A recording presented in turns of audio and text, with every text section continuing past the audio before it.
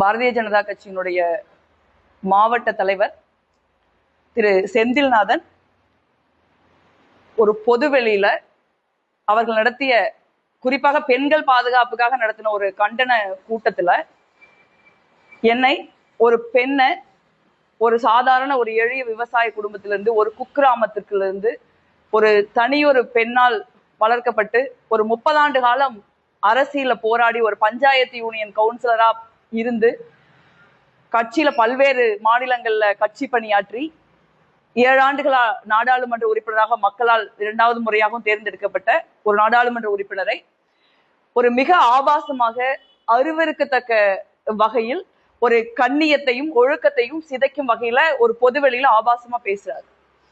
அது எதை குறிக்குது அப்படின்னா, பெண்களுக்கு அவங்க எவ்வளவு அறிவாளியா வேண்டுமானாலும் இருக்கலாம், அவர்கள் உழைப்பாளிகளாக இருக்கலாம், அவர்கள் திறமைசாலிகளாக இருக்கலாம், அவர்கள் அச்சமற்ற உண்மையை பேசக்கூடியவர்களா இருக்கலாம், அதிகாரத்தை பார்த்து கேள்வி கேட்கக்கூடியவர்களா இருக்கலாம். இப்படி எல்லாம் இருந்தாங்க அப்படின்னா அவர்களை வெறும் உடலா மட்டும்தான் பார்க்கணும். அவங்கள ஒரு செக்ஷுவல் ஆப்ஜெக்டா, ஒரு போதை பொருளா தான் பார்க்கணும், பிள்ளை பெறும் இயந்திரமா தான் பார்க்கணும் அப்படின்னு சொல்லி கொடுக்கிற ஒரு பாரதிய ஜனதா கட்சியின் சித்தாந்தத்திலிருந்து ஒரு பாஜக மாநில தலைவர் அப்படி பேசுறாரு.